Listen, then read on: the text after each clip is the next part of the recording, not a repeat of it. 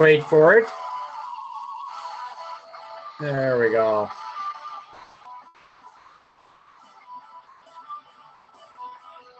I forgot about that pause there. Well, Andy Taylor gets started today. I like it. Well, welcome to Sports and Songs podcast. We're in season 3, episode number 2. We're your hosts, Dan and Andy. Andy, how you doing? I'm good. A little tired from football. It's November 21st, 2021. The football high school season is wrapping up. We've got music, concerts, sports, volleyball, basketball, high school, all sorts of goodies here this time of year. Thanksgiving's coming up on Thursday, and this time of the year, it really runs rampant with all this sports in a good way. Good stuff. Yeah. Some sports ending, some starting. We'll get going with that. But before, you have a trivia question, sir? Yes, I do. Now, speaking of sports and the volleyball season ending, my trivia question today is high school prep sports related. The school, I should say, the school of Wayzata just reached a landmark for the number of state tournament titles they have gathered in their school's history. Now, this includes football, basketball, baseball, Nordic skiing, bowling. This is everything. Okay. Badminton, the whole works. How many state titles do they have? This is a landmark now. They reached a landmark when their volleyball team won. We'll be answering the question later in the episode, but keep that in mind. There's a lot of them there. They've got a big school. There's lots of events there that they've got over the years. But boy, when I first heard this number, I was quite impressed. But we'll answer that later in the show. All right. We'll start with a little high school sports here to get going. Do this here. Do that. Present. There we go. There it is. That's pretty. Okay. Starting off here. High school football, like we said. We were at one of the games yesterday, the New York Mills Mayor Lutheran game. There'll be a little pictures we have taken. We'll put that up on Facebook for Monday. Intern Kevin is still working on that. But here we go. Set for the finals. A will be Leroy Oyster against Fertile Beltrami. I kind of like the Fertile Beltrami team here. And then in Class A, it's Minneota against Mayer Lutheran. Minneota was ranked second in that Class A coming in. Mayor Lutheran beat the number 1 team in the first round. So, because they don't seed them again like in football, they just kind of throw you in there. It's section versus section like it used to be back in the day. So, should be a good matchup there in A. Double A, Chatfield against West Central Area Ashby. Triple A, PEM, you'll see it listed a lot, but it's Plainville, Elysian, Millville against Dassel Cokato. That should be a good one too. 4A, Casson Montville against Hutchinson, or Hutch as we call them out here. Montevideo and Mankato West, 5A. Then the big schools, Maple Grove against Lakeville South. Then the best thing about that game is Eden Prairie is not in it. Yeah, they got beat 35-3. St. Michael Albertville also got beat. This should be a good matchup here. Yeah, both these teams crushed coming in, so should be a fun one. Now here's your TV schedule. These will all be on locally at 45 TV. Check your local cable guide for what channel that is. And also 45 Prep Sports will have it streaming. Friday the 26th. They broke this up into 2 days now a few years ago, so it's just going to be a long, long day. We're going to start with 1A Minneota and Mayor Lutheran at 10 a.m. starting on Friday. And you got 2A, 4A, 6A. So the big school's playing Friday night at 7 p.m. And Saturday they got the 9-man, the 3A, and the 5A. I've noticed they usually have the 4 games on Friday, 3 Saturday, and the 6A is usually on Friday night all the time. So I don't know if that's just a TV thing. I don't know, but there's your schedule. Starting at 10 a.m. both days, and of course the other times after that are subject to change, of course. Well, this should be good. We're down to the final 14 teams in the state, and seven titles will be given away, crowned this weekend. And 9-man is always fun to watch too. That's always fun to watch. I like that. Gopher football, speaking of football, nice of them to finally show up again yesterday against Indiana. Then they wrap up the season against Wisconsin. And as of the Gopher site right now for TV, they don't know if it's going to be ABC or ESPN or Fox who's carrying the game. Not really sure what time because these last games, playoff standings, it's 2:30 or 3 o'clock. What channels it's going to be on? They should know more, I'm assuming, by Tuesday for TV schedules. But Gophers are out of any big bowl, any Big Ten title reign. They'll probably be playing in the Music City Bowl again or something like that. But that's the Gophers for you. Gopher basketball has started also. The men took the Asheville championship there. A couple wins. Kind of took 2 overtimes to beat Princeton on Sunday. And then they go on, they play Purdue Fort Wayne and then Jacksonville coming up. So that should be kind of some good games. Well, they beat Purdue Fort Wayne on Friday. That Jacksonville coming up on Wednesday. Gophers are off to a 4-0 start for the boys under new coach. So that's kind of neat too. The gals for basketball lost the first round against UConn in the battle for Atlantis. Rebounded today with a win against Syracuse. They'll play Monday against To Be Determined. To Be Determined is a pretty tough team. You have to watch out for them. You never know what to expect. But yeah, the tournament format down there, it's kind of a double elimination, kind of going different brackets. So trying to show the bracket explain would just be kind of confusing for a preseason, midseason tournament anyway. You know, this was that Bahamas tournament is the first ever. It's the first annual Battle for Atlantis. So they want to get this also into some kind of recurring event with some big teams coming in. Yep. It's a pretty good tournament. Yep, and it's good experience for the girls too. Yeah, they played UConn, lost by 30, but Syracuse, they won by 7.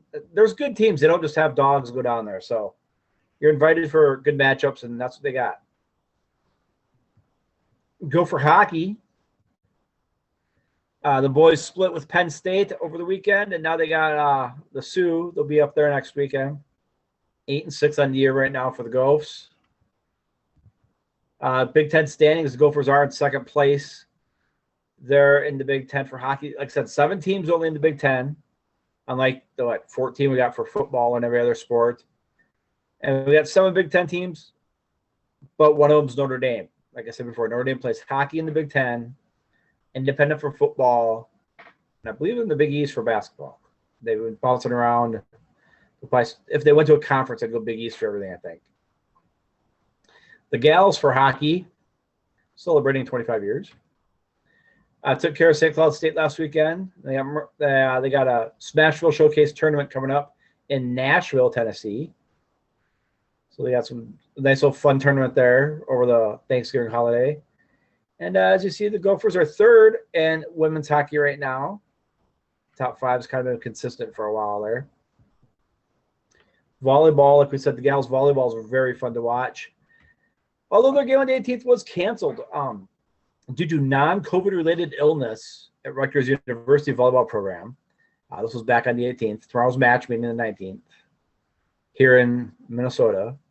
Between Rutgers and Minnesota had been canceled. The decision was based on guidance from Rutgers University's medical staff and student athletes available to participate. The match will go down as a forfeit for Rutgers. Minnesota will be credited with a Big Ten win, which is kind of important in the standings coming up. See, the Gophers lost to number 5 Wisconsin today. They had number 15 Penn State and then Maryland coming up at the end of the year. They lost at the time Purdue was number 9 last week before the tournament's coming up. So the gals are 18-8 right now with 2 games to go. And they are 9th, now this is as of the 15th, 9th in the nation. They lost to Wisconsin, who's a higher ranked team. So I don't know how much that's going to hurt them. They have their win. Yeah, it's a forfeit win, but it's a win. I think they'd probably stay in the top 10, if not 11 at the worst. But still, nice showing for the Gophers there.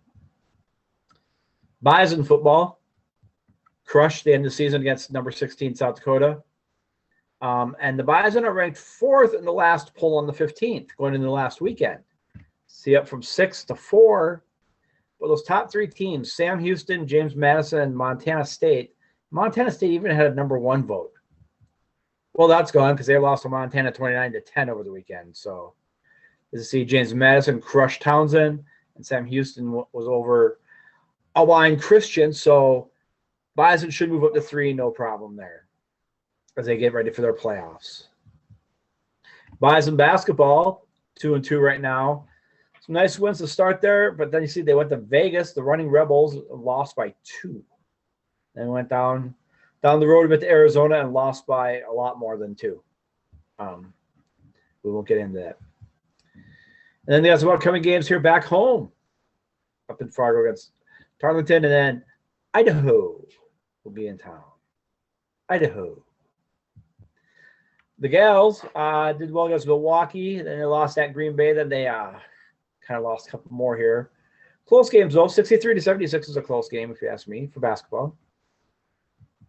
And then they got Dickinson State back home, and then they go to Kansas State, to Manhattan, Kansas, coming up. So the Gals are 1-3 right now. Hopefully they could rebound and get things going. Bison wrestling. Like I said, they got 3 championships at their own open. 43-3 in the start against California Baptist. That wasn't very nice of them to do that. Then number 3, Missouri came to town for a Big 12 matchup because the Bison wrestle in Big 12 big boy wrestling. There is no Division 2, Division 3 for wrestling. If you're in wrestling, you're in. They're in the Big 12, and they Missouri got them back for what they did to California Baptist, I guess, there. But then they got next Saturday the 4th, or 2 weeks from now, at Augustana. They'll be back at it. Beaver football. Like I said, Beavs made the playoffs for the first time ever, and they won against number 5 Augustana. 28-24, come from behind in the 4th. They'll go against the Colorado Mines on the 27th, and there's the brackets for that. You see the Beavs were actually ranked 5th. If they finished the rankings, they were 5th. So they won 28-24. They go against Colorado on the 17th at 2. And then you see the brackets on there. Nebraska Kearney upset Western Colorado, and Minnesota Duluth losing to Angelo State. So Nebraska Kearney coming off an upset. I like to see them win. I like to see Bemidji, who's they're 5th, but they're not one of they show just the top 4 rankings. So I kind of like the upsets. I want to see Bemidji State and Nebraska Kearney. That'd be kind of cool in the next round. Beaver hockey. There's Bucky Beaver right there. Split with Michigan Tech.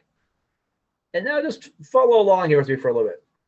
This is the fun of college sports and some sports growing. Thanksgiving weekend, the boys at Bemidji get to spend it at Arizona State over Thanksgiving weekend playing hockey. The gals for hockey will be in Linwood, Missouri over Thanksgiving weekend after they lost 2 in a row to Duluth. Duluth ranks pretty good there. Gals are 2-8 on the year, so maybe a trip to Missouri to play at their school will be a nice little break for them. So they'll be out of town for the holiday. Beaver soccer, the gals are ranked 2. For Division 2, they kind of break it down into 4 chunks nationally. And the Central, they're ranked 2nd coming in. They won both of their first round games in the NCAA Division 2 soccer tournament. 0-0 shootout win on Friday and a 1-0 win today.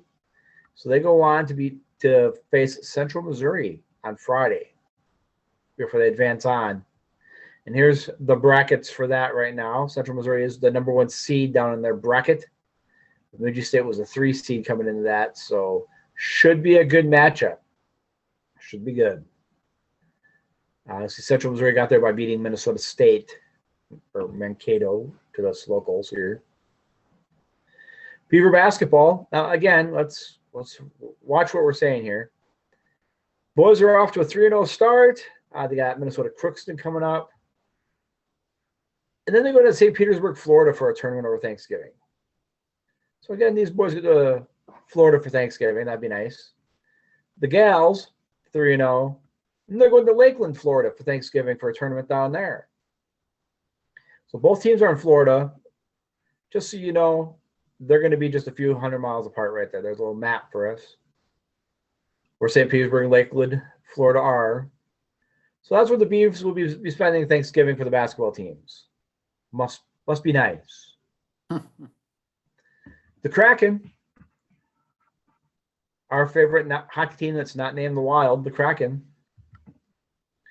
This is on their Instagram site over the week. At the time, they had a record of 4-12-1. They're off to the worst start of an inaugural season since the Ottawa Senators were 1-15-1 back in '92. I think this was coming up because, like I said, a couple years ago when Vegas started, they made the Stanley Cup. So, hockey's an easy sport. We'll just throw a team in here. No, it's not. Vegas was just, I don't want to say it was lightning in a bottle. I don't want to take away from what they did. But that's just how competitive it is. So they're 4-12-1. Life goes on. They're not always going to be this bad. They're not going to, give them time to get going. Sorry, the Vegas Knights set the bar so high, but you're an expansion team. This is what happens. And their schedule going on right now, they're playing today right now against the Capitals. At the time, it was 0-0. Then they'll play until Wednesday. Then they're on the East Coast for a while. They got the little Florida trip over the weekend and go up to Buffalo. And our favorite hockey team, not named the Kraken, the Minnesota Wild, lost today to Tampa.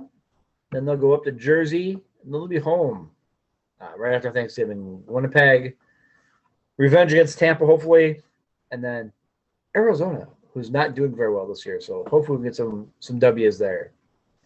Not that the Wild need them, though. They're 17 games in. They're 11-6. 22 points leading the Central. So good news for the local boys there. All right. We're going to talk about it. Been in denial, but we're talking about it. Angels agreed to terms for a 1-year deal with Noah Syndergaard. Just over $20 million. Syndergaard's gone to the Angels. Flags were half staff here at the Shadow Studios for a couple days. But we're better now. As you can see, Noah's moved on his Twitter page. He's got the Rally Monkey on there. So he's moved on. We have to move on. There's his phone number, too, if you want to text him. He puts that on his Twitter page. Nice. And he also put a thing up that he wants to help Trout get a ring. Yeah. We'll see how that works out. Some other roster moves for the Mets. Nunez was returned to the Mets and added the AAA Syracuse. He was selected by the Giants in a Rule 5 draft, but underwent Tommy John back in March. Missed the season, so the Mets got him back and moved him to AAA. Also, other Mets news. They got a GM. Now, here's the funny part. This guy used to be the GM for the Angels. So we kind of traded Syndergaard for him in a way. So Bill Epler is there. He's always had just front office jobs, so this should be kind of exciting to see what he does. He's 46. A relatively new talent agency was looking to make inroads in the baseball market, but unlike former Mets GM Brody, Epler was a lifetime agent shifting. Was not lifetime agent shifting. So he hasn't been going from agent to agent. He's just kind of stayed there. Spent most of his years in front office with the Angels, GM from 15 to 20. And he's got a little Yankee experience from before that, from 2004 to 2015. So he's been just a front office guy. He knows how the game's played, so he shouldn't get confused or snowed by some people. Other Major League Baseball news. This is what you get for messing around. Cleveland Indians changed their name. So they put their new sign up that says Guardians above their new store. Oh, yay. It wasn't even up yet, and the sign fell and crashed. Take that for what you wish. MLB Commissioner Rob Manfred. Yes, of course I found a picture of him with the Mets logo in the background. What do you think I'm going to find? With 2 weeks remaining until the expiration of the collective bargaining agreement, Manfred has made it clear he has one goal between now and December 1st. We remain committed. Number one priority is to make an agreement prior to December 1st, Manfred told reporters Thursday. I understand that time is becoming an issue. It's a challenge. He goes on, you can read what he's got there. He's not really getting into what the sticking points are now, which is good because when these negotiations are going on, he could say, oh, our issue is this, and someone's going to twist the way he says it that for issues. So he's just going, we're working on it. So I kind of respect the way he's kind of going about it. A lockout would not automatically impact the 2022 season, as the two sides would have time to come up with an agreement prior to spring training. He pointed out in the 94-95, the last time the sport experienced a work stoppage, noting, I don't think 94 worked out too great for anybody. And it did. It hurt us all and took a while to bounce back.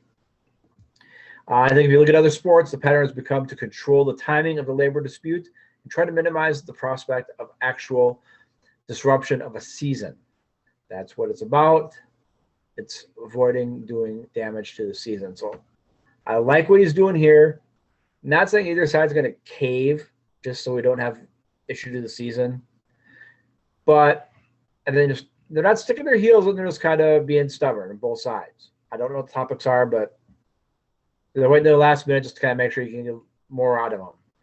That's part of negotiations. Spring training schedules are out. There's the Mets schedule.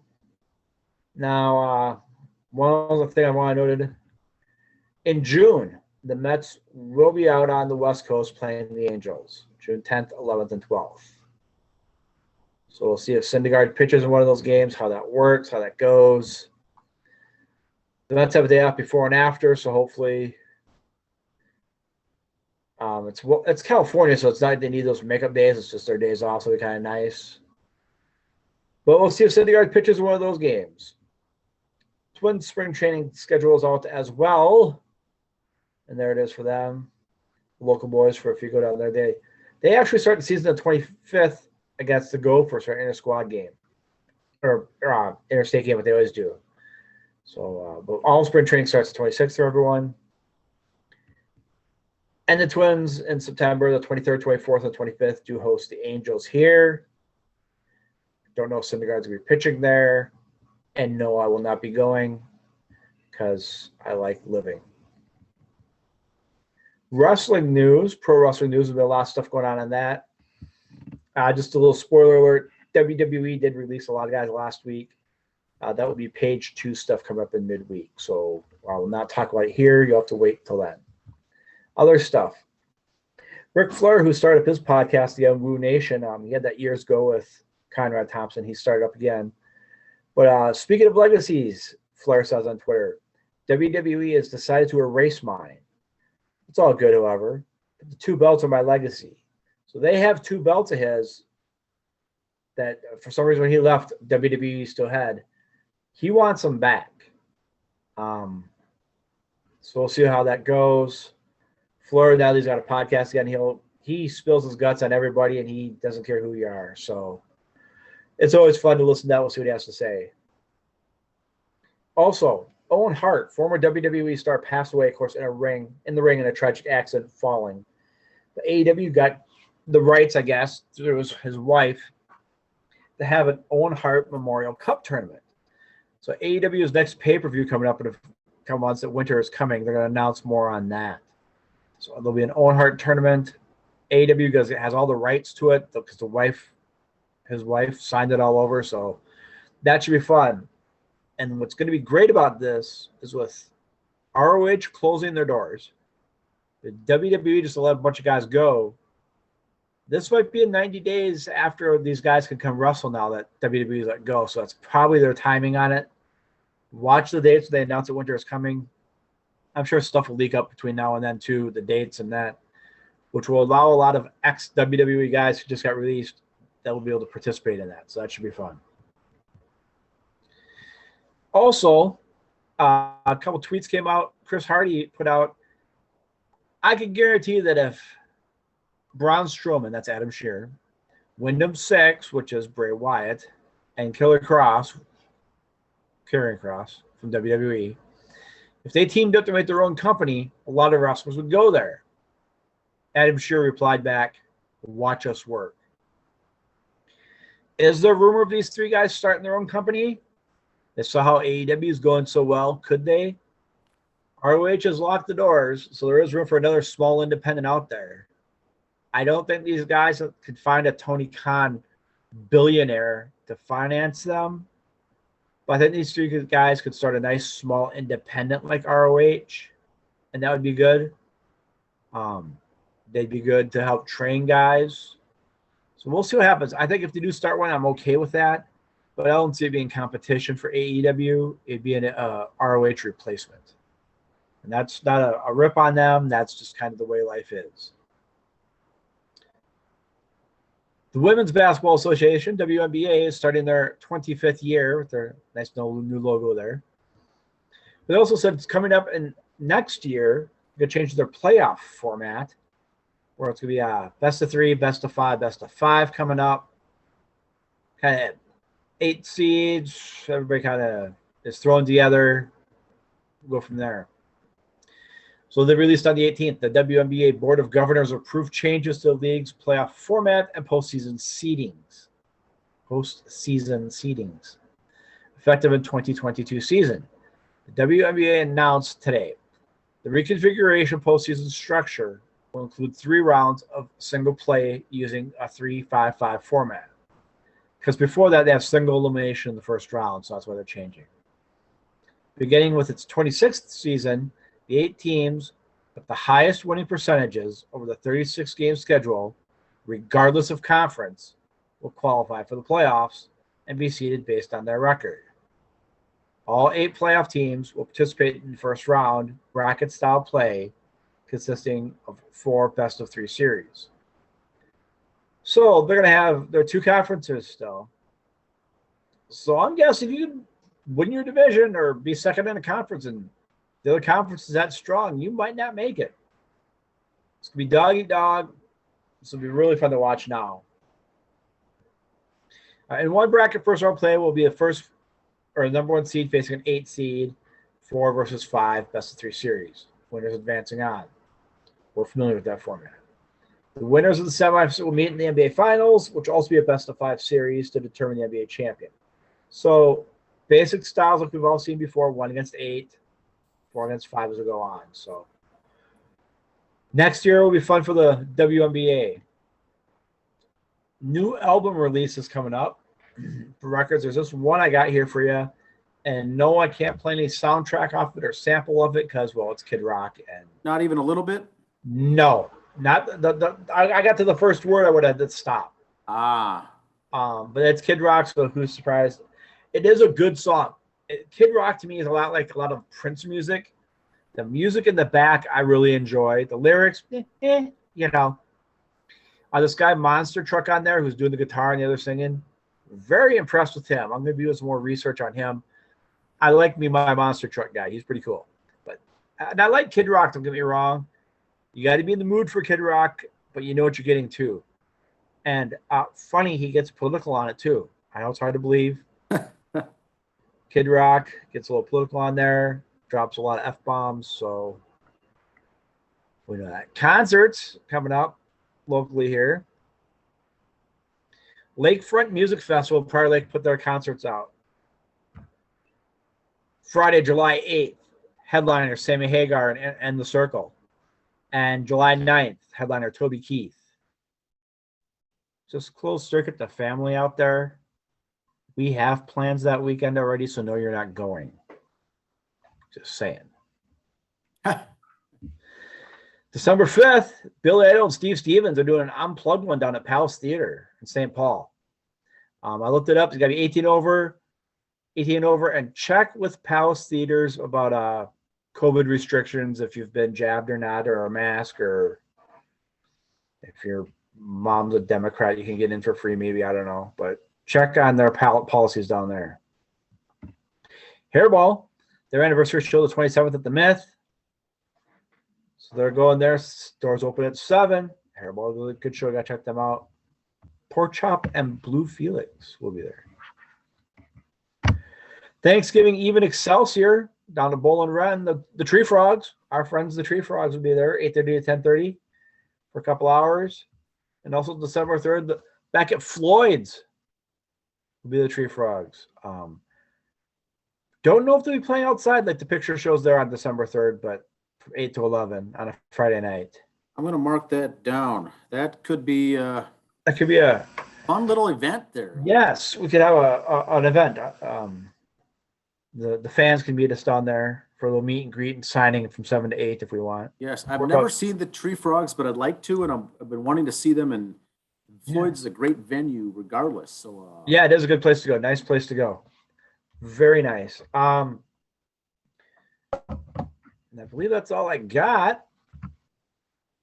Do this here. Whoops. Do that. All right, we do have a couple of minutes here. We're going to get a special guest in. Do we want to do a pause here and try it, or do you want me to keep babbling about something when you give them a call off air? I'll give him a call here in a couple minutes. I do want to bring up something I want to talk about here, sports related as well, and that should fill up the last couple minutes. We'll get Kris here on the line. Let's see. I did a screenshot here. Here we go. I'll do my. Let's see here. Little in-show production meeting. I'm going to text Kris now and tell him to call you when he's ready. Oh. All right. Very good. I like it. And then we'll just keep rolling on here. Yeah, we'll just keep going. Go ahead and do that. I am going to do a little share screen. Like I said earlier, in the winter season, I'm going to be focusing a lot on basketball, women's basketball. And here's what we've got so far. As of right now, the 3 teams / players I'm going to be following here this winter. 3 schools, UConn, Iowa, and Lehigh. And the specific players in particular, UConn's Paige Becker is a sophomore. She's so far 63 points. The team is 3-0 and ranked 2nd in the nation.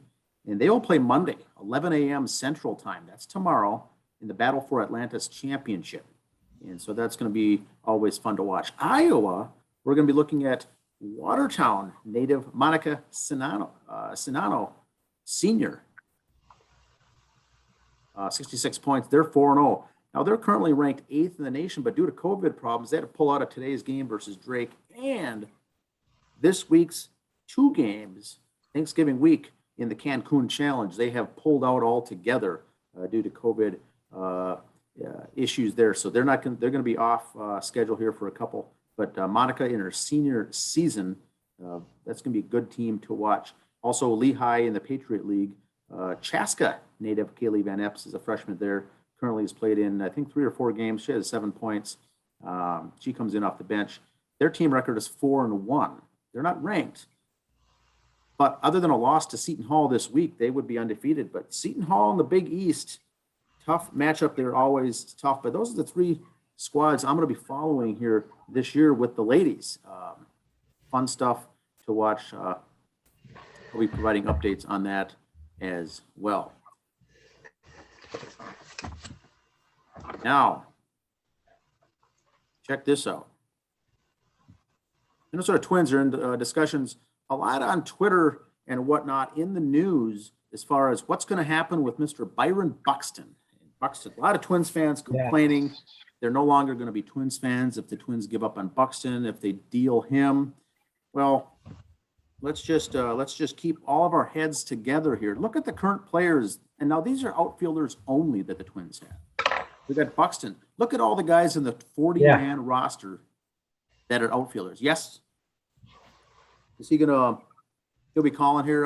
Andy? Yeah, I told him to give you a call when ready. So. All right. So I'll just keep plugging away here until he gives me a shot. So we got all these guys. So what I'm going to do here today is focus for the fans out there to say we can take a deep breath.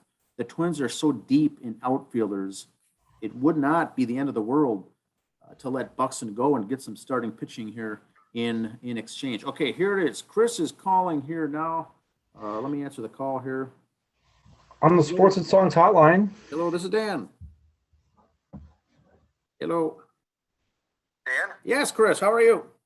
This is Kris. Hey, Kris. Andy, I'll have you introduce Kris here. We're on the line here right now. He's calling in right now. I'll just pause here what I'm doing. But go ahead, Andy. Yeah, Kris, thanks for calling in. Kris Gustin, Activities Director at Mayor Lutheran.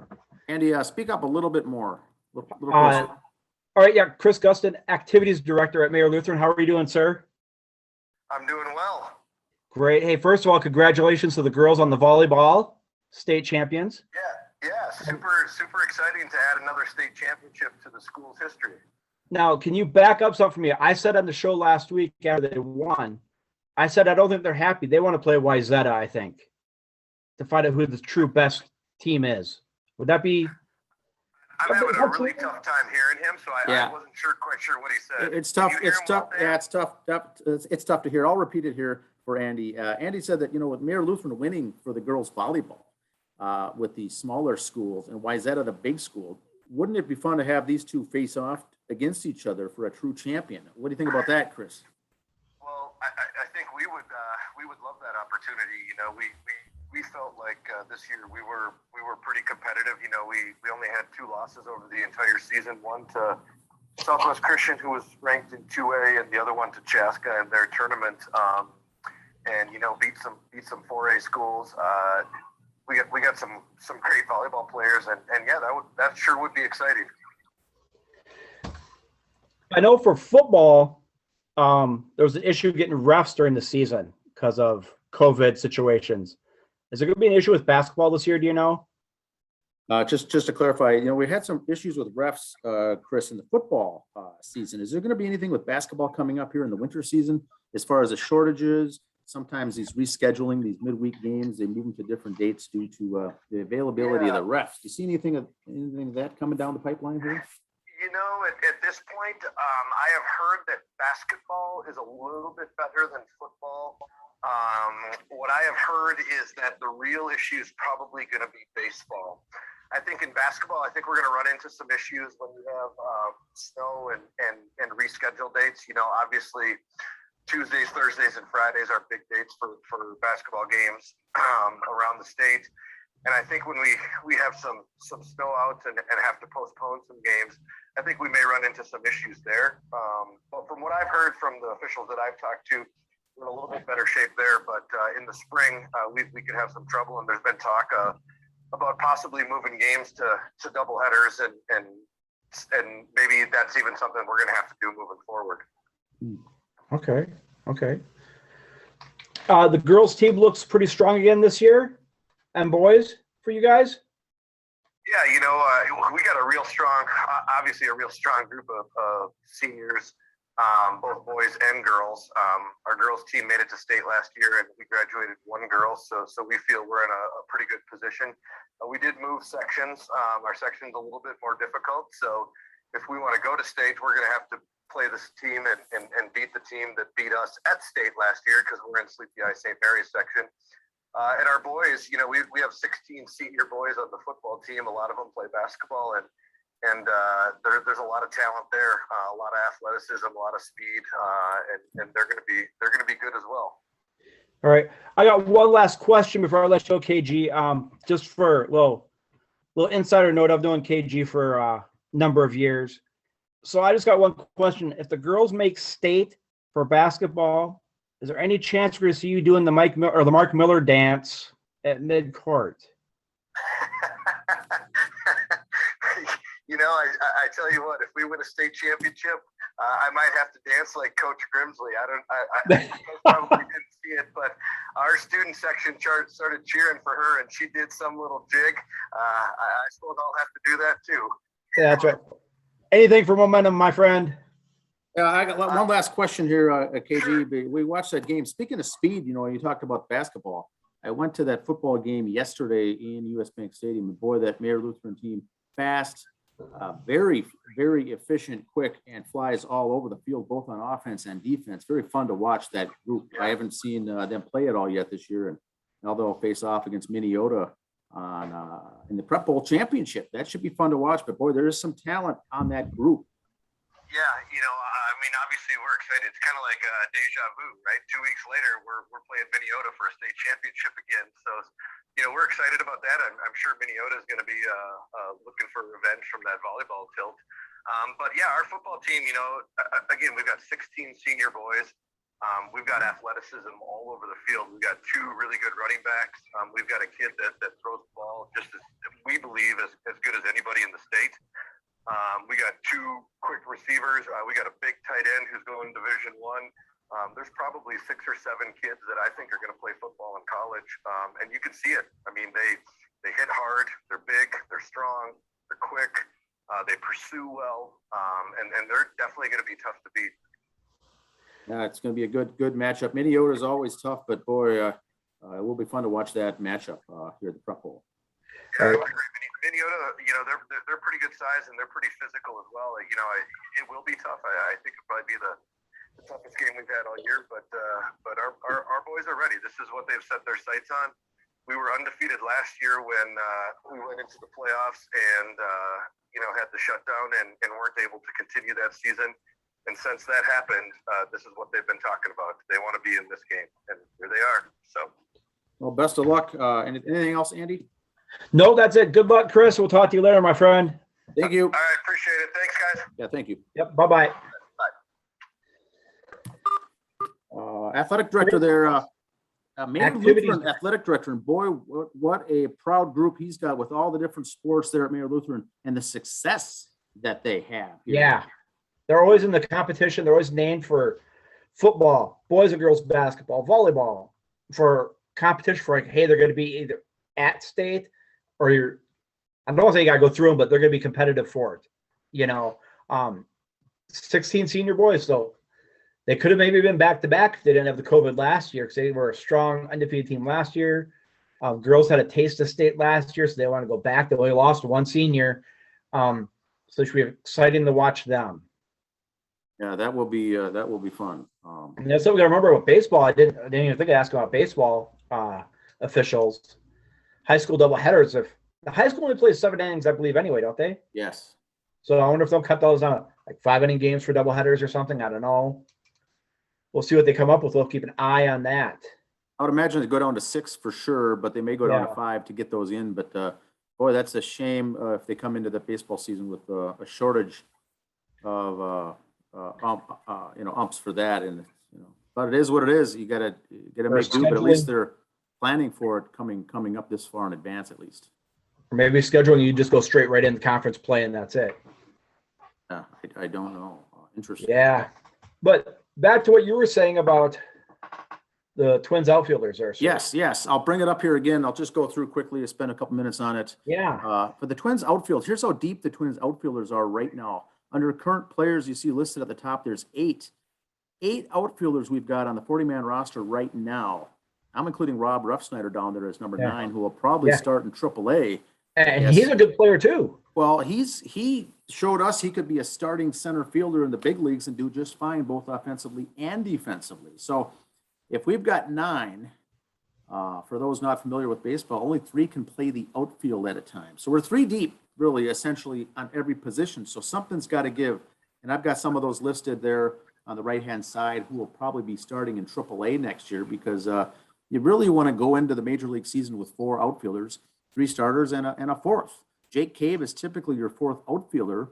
If Buxton's the center fielder, Kepler is starting in right, Kirilloff starting in left. They're also using him at first base, but I think, looking at his position there for the Twins right now, he's listed only as an outfielder right now. So I think they're pushing him to the outfield, and you get Kepler in right, Kirilloff in left. Jake Cave will be the 4th outfielder, I believe, but Kyle Garlick, who did really well last year too as a power hitting home run, could also make the spot for the 4th outfielder. Now we can't forget Mr. Gilberto Celestino. Yes. We got him in the trade for Ryan Presley, and he's been not talked about that much at all. And he's another guy that's going to be coming up probably in AAA this year or making the big leagues this year. So we got to find room for all these guys. And we also I'm listing the infielders down there that also double as outfielders. Luis Ariz, Astadio, the Turtle, Nick Gordon. Also, these guys have all played outfield at the major league level, more as a plug and play, not every day, but they can get the job done. So really, you can go in with 3-4 outfielders, and then these guys can fill in as needed. But like I said, we've got 9 we're dealing with that are up there. Now, the pipeline is where things are really interesting at. We got guys, I listed them here in alphabetical order, but Contreras is good. Kerrigan was in AA last year. Austin Martin, we got to remember, the 1st round pick by the Blue Jays, the 5th overall pick, we got him in the Barrios trade. He's a shortstop by trade. They've been splitting him last year and playing him in the outfield for the Twins in AA in Wichita for the Wind Surge. But if you look today, even as of today on that roster, he's listed as only a center fielder. Oh, wow. Only center fielder. So they're using him only as a center fielder, and the talent that he's got, he could be coming up right away. So when people talk about Buxton leaving, there are certain reasons that I do believe the Twins will deal him because of this depth and because of they got Martin, they're using him in center field. We got Celestino center field. Buxton leaving and going away is really going to open up the rest of the roster for these outfielders. Right. If they keep him, that's certainly fine, but we got to then do something else with everybody else. We can't be We don't have our DH anymore. We traded him to Tampa. So do you move Sano to DH, maybe put Jake Cave at first, or make Buxton your DH so he's not crashing into the walls, getting hurt all the time? Well, there's talk too with moving Donaldson to DH and then bringing up the player of the year in the Twins minor leaguer was a third baseman, and so they're going to bring up it's Jose Miranda. Mm-hmm. So we're going to have a lot of shuffling, I think, going on. But going down the rest of the pipeline here is Rodriguez, a young guy, another Rosario coming up. He'll be down in the single or double A. Solari, Urbina, and Wallner. Matt Wallner is going to be in double A this year. He's a power hitting right fielder. And so they've got high, he's listed as in the top 30 prospects. So they're going to be moving him along. Look for 2 years from now, he'll be in the big league. So something's going to have to give here. And I think the reason that they moved Martin strictly to the outfield, in particular center field, is I do think that they have their eyes on dealing Buxton and getting some big starting pitching in return is what I can only guess. And for the fans out there, for the Twins territory fans, that is not, I repeat, not a bad thing. Right. If you can get someone huge, my only point is that Buxton, his stock is highest right now.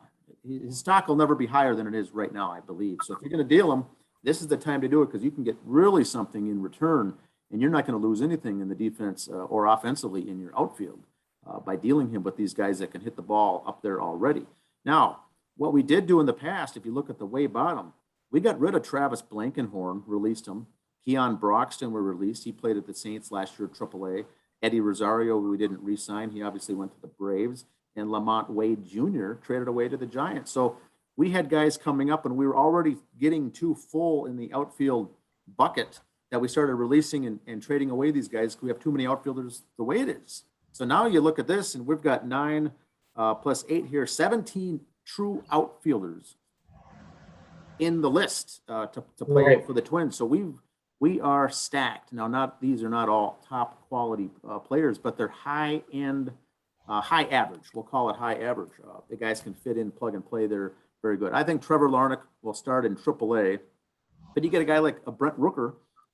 These guys are 26, 27, 28 years old. You got to do something with them. Kyle Garlick's 30 or 31, I believe. So I don't think you're going to get much in return as far as a trade from either of these guys. So I would say if you hang on to them, let them play. They're good athletes. You could get something big in return for Buxton and not have to worry about his injuries. But that's all I've got for that. Yeah, I don't know if Buxton, you got to have the right mindset to be a DH. If Donaldson could do that, or if he wants to move the first, put Sano at DH, whatever. Because like you're saying, if they all move the Donaldson to DH, Miguel's, I'm not a Miguel Sano fan, but I'd rather see him DH and Donaldson at first, learning the position, because Sano's still learning it. Sure. Or those two platoon between DH and first, just so they're still loose, because we don't know. Collective bargaining agreement, is that part of the deal where there's going to be DH only? So these National League games, we still need just DH. So it will be interesting, but Nelson Cruz, they may still bring him back. Yep. But if National League goes to DH, these guys will be looking for other hitters. Oh, yes. If that's the case. That's where I'm saying like a Buxton or some of our other outfielders might be a little more. I did see somewhere that Brent Rooker could be a candidate for a power hitting guy that is maybe not that good defensively. Yep. But if National League goes to DH and all those jobs now open up, maybe that's what the Twins are thinking too, with stockpiling all these outfielders. Who knows? Yeah, that'd be a nice fourth outfielder for some of those National League teams, your DH. Yes. It's interesting. So I think it'll be interesting to watch it play out. But I think it was 3 times this week I checked Twitter, and Buxton was trending on top 10 on Twitter, and Minnesota Twins. And I think you start reading some of the comments and some of the tweets, and people are having a heart attack that the Twins may deal Buxton, and if so, they're going to leave and not become Twins fans ever again. I think that's going a little too far. But Yeah, he's no Fans are Kirby fans. Puckett. Get her back, let it go. They can do as they wish, but Yeah. I have faith if they do get rid of him, they can get something huge in return. Big I time. don't want to see him go, but I understand it if he goes. Yeah. That's all I've got for sports today. Anything else before we move into the trivia? So the trivia question is High school. Wayzata sports in high school reached a milestone when they won girls volleyball state title. How many state titles do they have overall in the history of their schools in all sports combined? Swimming, diving, skiing. Well, I'm gonna say it's got to be a significant number. It's not gonna be something silly like 48. I mean, it's gonna be like I'm gonna say 75. Higher than that. So it have to be okay. Keep it even 100. 100 is the answer. 100 titles Wow. Wayzata has. So if you think of the high school gym when schools put up banners for each of their titles of the state championships, it would be 100 just for the state titles alone, not to mention the section championships and the conference championships. Just the state titles. And Wow. I heard that and I was bewildered by how big that number is. But then when I did the math, it's not all that surprising, but it is quite a feat nonetheless to get 100 overall. That's incredible. That's incredible. So that's the trivia question. That's the trivia answer for this week. You've covered the music. You've covered the concerts. Yes. What's left then? Album of the week, sir. Yes. Album of the week. Here we go. The album of the week for this week is Rat. The EP, the Rat EP from 1983. Here it is here. Album cover, one of the best. I'm a big Rat fan when it comes to album covers. Rat has some of the best ones here. It's a woman's legs with mice crawling on the fishnet stocking. And of course, the model there is Tawny Katane. Of course, it's Tawny Katane. So here it is, Rat.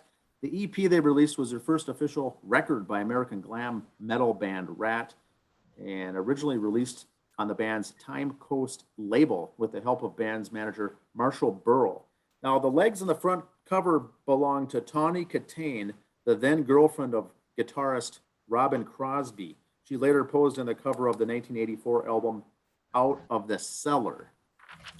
Now, we're all big Tawny Katane fans, of course, so that's why they used her, Robin Crosby, the late Robin Crosby. You know, he did die, but he was dating her at the time. And the late Tawny Katane. And yes, that's right. I had forgotten. Last year, yeah. So Rat, this was their first EP. It wasn't even an official album, but it was an EP, just 7 songs. Here's the personnel: Stephen Percy, lead vocals, Robin Crosby on guitars, Warren DeMartini on also guitars. And I didn't know that DeMartini was asked to join the band when he was only 18 years old in San Diego. He was attending college at San Diego. They said, "You should join the band." And he said, I'd have to quit. I'd have to drop out of school, but I don't know. Rat, we haven't become even popular yet. But he did it. He was attending college and joined the band to be the second guitarist there. Juan Crucier, is that how you pronounce it? Yep. On bass, and Bobby Blotzer on the drums. So this is Rat's very first initial, and this is a good album. This is not a preliminary kind of introductory elementary album. All these songs are good. Side 1, actually there's only one side. Sweet Cheater, You Think You're Tough, You Got It is song 3, and song 4, You're in Trouble. Now the first 4 songs on this EP, very prominent Robin Crosby guitar work. He does what some reviews have called blues. He played blues with a twist. And if you listen to the solos on those first 4 songs of the album, very prominent Robin Crosby. The last 3 songs are Tell the World and Back for More. Back for More was released on Out of the Cellar, a different version of that. So if you get Out of the Cellar, the different version, but Back for More is on with the original version on this EP. Finally, it rounds out the album with Walking the Dog. That's a Rufus Thomas 1963 cover song from Rufus Thomas. And that was, this was released in 1983. That was a 20-year-old song at the time, but they covered that. Rufus Thomas's song has been covered many times. That song has been covered A lot. Okay, let me, okay, screen sharing's done. The total length is 22 minutes for this EP. It's 7 songs. It's quick. It's easy listening. It's some good stuff. It's considered heavy metal and glam metal, but that was it. They only released 1 single. You Think You're Tough is the single, and on the B side was Walking the Dog. Personally, Sweet Cheater, I think, was probably the best song, my favorite, of course, but that's the album review for the week. 1983 Rat, the Rat EP with Tawny Contains Legs Again. If you do your Rat history, before this, they were known as Mickey Rat. Yes, you know what? I read that. They want to be known as Mickey Rat as opposed to Mickey Mouse, of course. But right. The production, the management says you got to shorten up that title, just go with Rat. But they wanted to be called Mickey Rat. Yeah. All through their time through all the LA scene and everything else, they were Mickey Rat all the time. You listen to the interviews with Stephen Pearcy, he talks about back in the Mickey days or Mickey Rat days. So, little history there for you. It's good stuff. If you want an easy listening EP, you know, I can't get a hold of it. I tried to buy this this Rat EP. They don't even have it as a CD. You can't get a hold of it. And the only times you can buy you can buy it on vinyl and on cassette on eBay or on, let's see, I think even on Amazon, but I couldn't find a way to get an original CD at all on this. I'm supposed most of your streaming outlets would have it also. Yes, the streaming outlets would have it. Now, I looked at the cassette. Now, I didn't really contemplate buying the cassette, but it's short enough that the cassette, the entire EP is on both sides. Side A, all 7 songs. Side B, all 7 songs. Yeah. It's good stuff. I liked it. I'm a Rat fan, of course. Yeah. Episode 2 in our 3rd season as we kick off here on the KG episode. Yes. Anything else? All right. No, next week being Thanksgiving, we'll probably just go over high school football championships, see how the Bison and they're set up for their playoffs, how the Beavs are doing their playoffs, and what bowl game the Gophers will be in. But just keep it, with the holiday weekend, we'll probably keep it pretty much amateur based. Well, something major happens with the pro sports, we'll keep it pretty amateur based. There'll be a lot of amateur news. Yes, we will. That sounds good. We'll see you next week, but that's all I've got here for this episode tonight. Thanks, everybody. See ya. See ya.